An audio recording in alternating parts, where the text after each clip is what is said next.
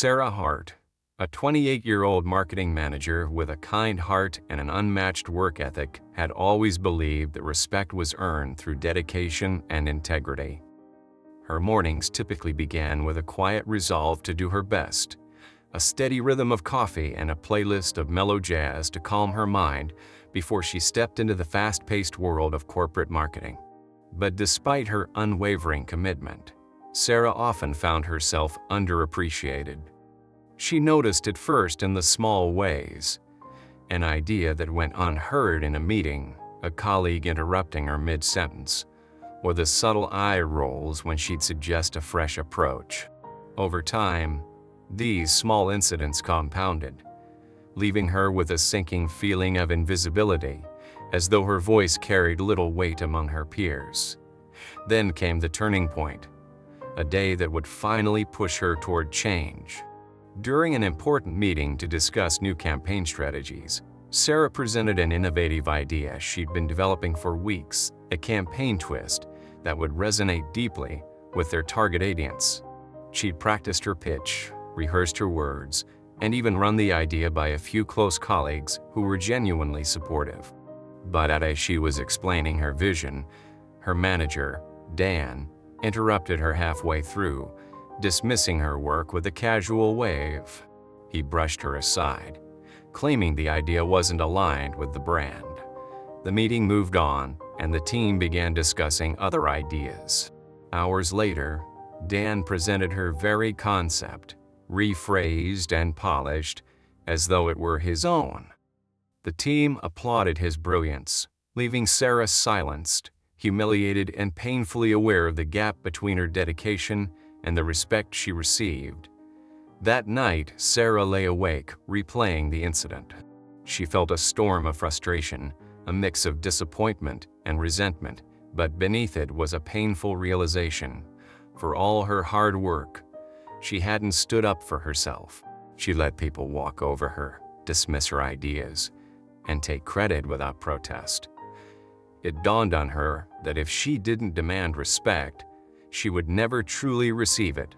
Determined to break free from this cycle, Sarah resolved to change her approach to how she dealt with others.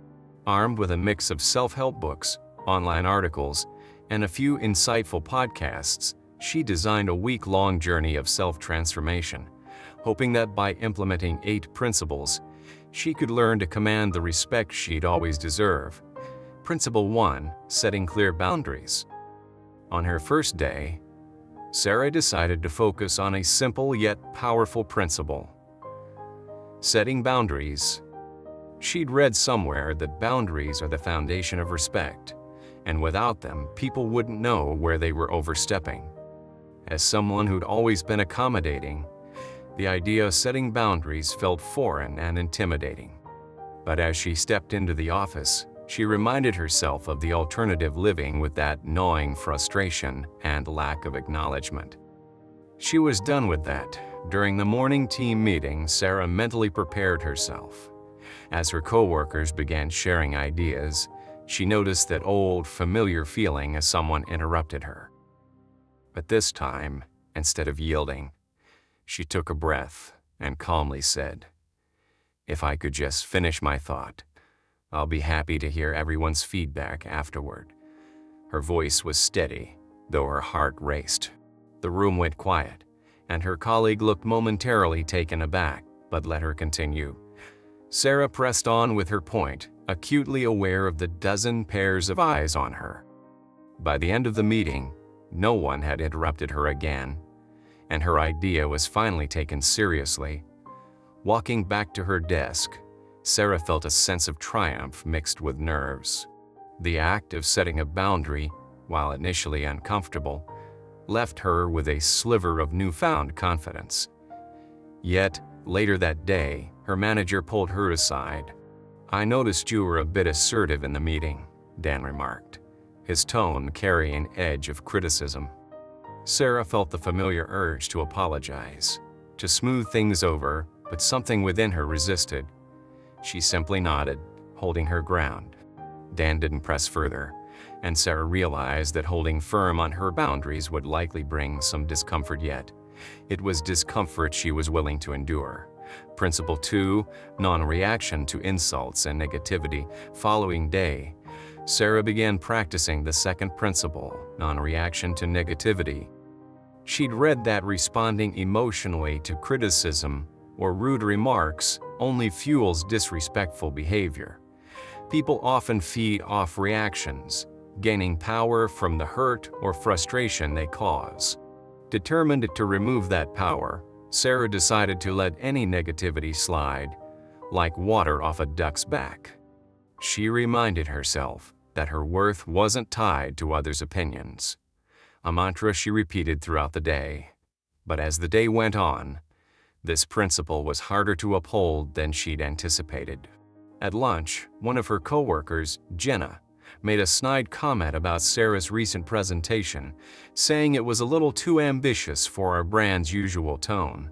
Normally, Sarah would feel a pang of self-doubt, perhaps laugh it off or explain her intentions. Instead, she gave Jenna a neutral smile and continued eating, refusing to let the remark stick. She could feel Jenna's surprise, sensing her attempt to provoke a reaction had failed. Internally, however, Sarah struggled. She spent the next hour wrestling with lingering frustration, feeling the urge to defend herself or confront Jenna. But she stuck to her plan, determined not to give the comment any more weight than it deserved. By the end of the day, Sarah felt proud of herself for her restraint, even if it felt strange and unresolved.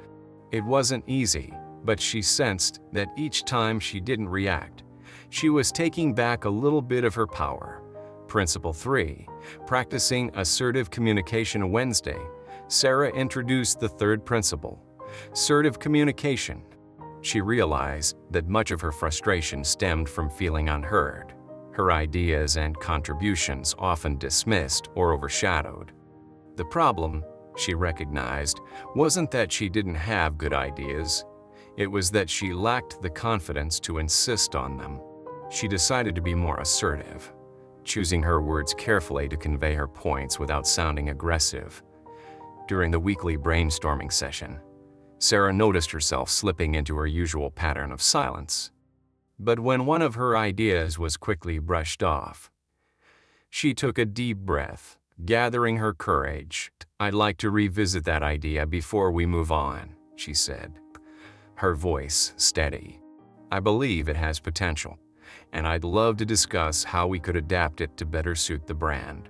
The room quieted, and a few people looked at her with surprise. Sarah felt her heart pounding, half expecting someone to interject, but no one did. Instead, her colleagues nodded, engaging in a more thoughtful discussion of her concept. By the end of the session, her idea was part of the final plan.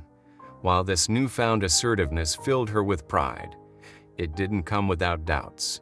Sarah worried that she was pushing too hard, fearing she'd appear too opinionated or even confrontational. Yet each small victory reinforced the idea that she deserved to be heard, that she had valuable insights worth sharing. This realization was empowering but also exhausting, as every assertive act felt like a test of her resolve. Emotional challenges and internal conflict. As the week continued, Sarah wrestled with an internal battle. She had always prided herself on being cooperative and easygoing, traits she thought made her approachable and likable. This new version of herself, someone who set boundaries, who didn't react to every slight, who asserted her ideas, felt both liberating and unsettling. Friends and family began noticing the shift, some praising her newfound confidence, while others expressed confusion, even concern, over her changing personality. Her sister, a close confidant, questioned her approach. "Are you sure you want to keep pushing like this?" she asked, sensing Sarah's internal conflict. Sarah had to confront her own insecurities, wondering if she was truly changing for the better or simply masking her vulnerabilities with an iron wall. Despite these doubts, Sarah continued, determined to give the principles a fair chance. She knew that any meaningful transformation wouldn't come easily, and every moment of discomfort, every challenging conversation, was a stepping stone. Each small victory and each hurdle revealed a new layer of herself, an identity she was only beginning to understand. By the end of the week's first half, Sarah's journey had already proven transformative, though fraught with emotional highs and lows. She had begun to uncover a resilience she didn't know she had, a strength hidden beneath years of self-doubt and quiet compliance. And while the path was far from easy, Sarah was starting to believe that her decision to reclaim her self-worth might just change her life. As the week reached its midpoint, Sarah felt an undeniable shift within herself. Each day, her courage grew as she committed to the principles she'd been practicing. Yet, she was acutely aware of the challenges these changes brought. She felt an internal push and pull between her old habits and this new, more empowered version of herself. But with each principle she applied, Sarah found herself uncovering a deeper sense of strength. Principle 4. Maintaining self-respect and inner confidence. Sarah recognized that to command respect from others, she first had to respect herself. This realization became her fourth principle, reinforcing her self-worth and maintaining inner confidence regardless of others' opinions. Each morning, she spent a few minutes reflecting on her achievements, her abilities, and the values she upheld. She also started a journal, where she'd write down daily affirmations, reminding herself of her strengths and the importance of her journey. This practice began to affect her demeanor. She walked into the office taller, with a quiet assurance that seemed to create a subtle shift in how her colleagues viewed her. It wasn't that Sarah suddenly became overly assertive or bold. Rather, her newfound confidence emanated in her composed, calm presence. During one meeting, her manager, Dan, actually asked her to lead a project discussion, an acknowledgement that felt like a nod to her hard work and persistence. As she facilitated the discussion, Sarah felt a blend of pride and accomplishment. For the first time in years, she felt seen. Yet, maintaining self-respect and confidence was a balancing act. After the meeting, a coworker jokingly commented, "Well, someone's on a power trip this week." It stung, and Sarah felt the old urge to apologize or laugh it off. Instead, she simply smiled, letting the comment hang in the air without acknowledging it. She reminded herself of her worth, repeating silently that she didn't need validation from anyone but herself. Although holding on to this confidence was challenging, Sarah saw that self-respect was a continuous practice, a commitment to herself that wouldn't always come easily but was worth the effort. Principle 5. Directly addressing disrespectful behavior. On Thursday, Sarah faced one of her toughest challenges yet: directly addressing disrespect. One of her coworkers, Josh, had a habit of belittling her ideas, often making snide remarks that left her feeling insignificant. She'd endured his comments for months, afraid that speaking up would create conflict. But, with her newfound strength, Sarah knew that to truly change the way others treated her, she had to confront disrespect when it happened. That afternoon, as she shared an idea during a brainstorming session, Josh interrupted her, saying that sounds overly complicated. Maybe we need a simpler approach. Normally, Sarah would stay quiet, letting his dismissive words hang in the air. But this time she looked at him, steady and calm. "Josh, I appreciate your input, but I'd prefer if we could discuss my idea fully before making conclusions," she said, her tone measured. Josh looked taken aback, clearly not expecting her direct response. The room fell silent for a moment before their team leader nodded, inviting Sarah to continue. She proceeded with her idea, feeling the weight of everyone's attention. By the end of her explanation, the team had adopted her suggestion, and Josh's remarks faded into the background. Confronting Josh was a pivotal moment.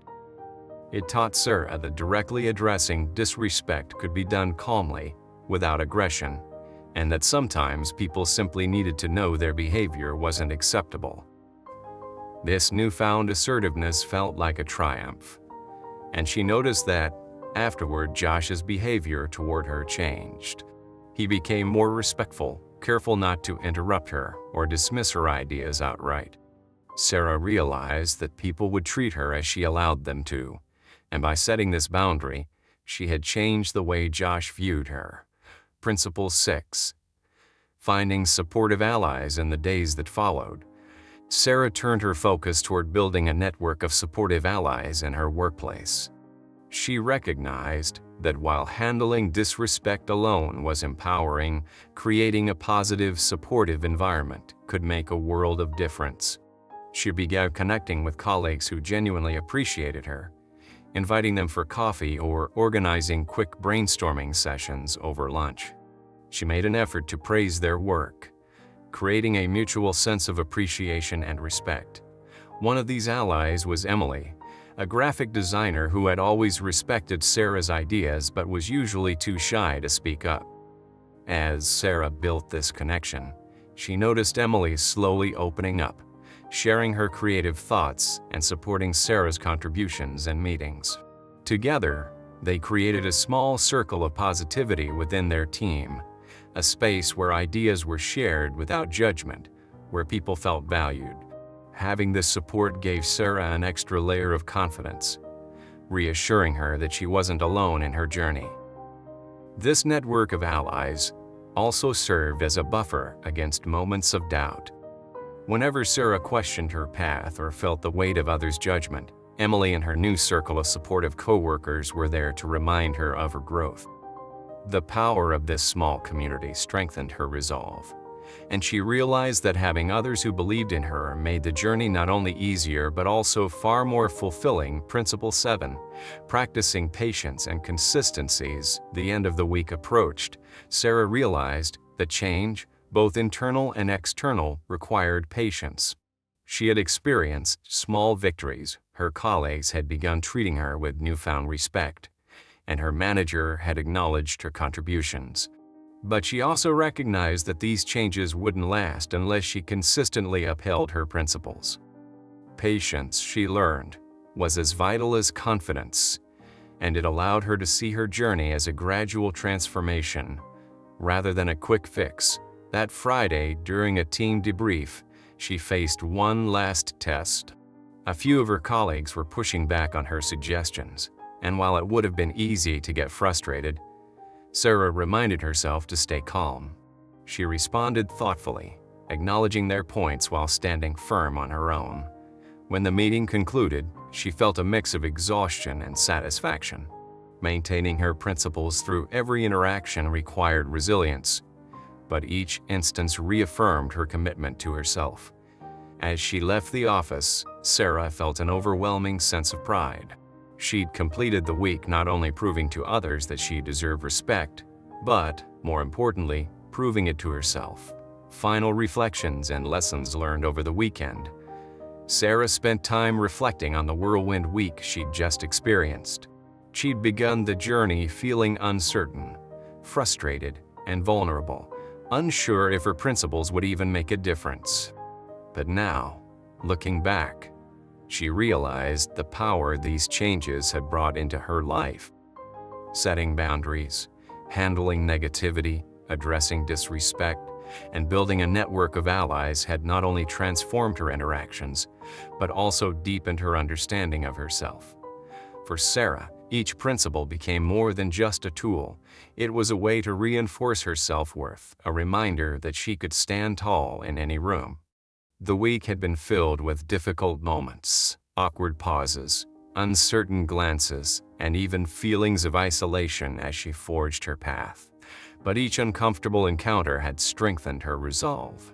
She understood that, to truly demand respect, she had to show up for herself consistently, a commitment that required patience, courage, and self-belief, transformation in relationships, and newfound strength. Sarah's relationships, too, began to change in unexpected ways. Her colleagues treated her with greater consideration, often asking for her opinion and giving her space to speak without interruptions. Her manager, Dan, even approached her about a new leadership role, recognizing her ability to communicate clearly and assertively. This acknowledgement felt surreal, a stark contrast to the dismissive behavior she'd endured only days before. But more than the external changes, it was the internal shift that mattered most.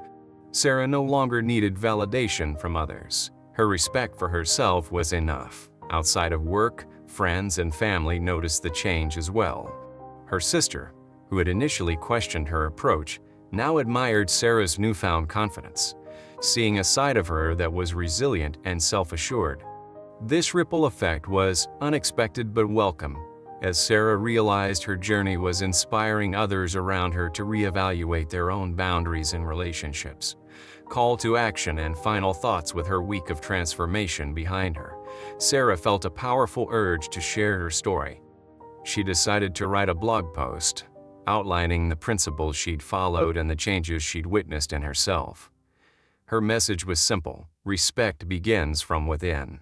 She encouraged her readers to take a leap, to challenge the norms that kept them feeling small, and to prioritize their own self-worth. In her blog, Sarah wrote, "Respect isn't just given, it's cultivated. It's a reflection of how you treat yourself and the boundaries you set for others. We teach people how to treat us, not by words but by actions. And when we honor our own worth, the world responds." She concluded her message with a call to action, inviting anyone reading to embark on their journey to set one small boundary, to assert their voice, to seek supportive relationships, and to practice patience with themselves. Change wouldn't come overnight, but every step toward self-respect was a step toward a more fulfilled life. As Sarah hit publish, she felt a rush of satisfaction. Her journey was ongoing, but the principles she discovered were now woven into her very being, guiding her forward. She knew there would be more challenges, more moments of doubt, but with each lesson, she was better equipped to face them. In the weeks and months that followed, Sarah continued her journey, consistently practicing the principles that had transformed her. She became a beacon of self-respect, inspiring those around her to honor themselves and demand the respect they deserved. For Sarah, this journey wasn't about becoming someone different. It was about reclaiming who she truly was, with all the strength, dignity, and confidence she'd carried all along.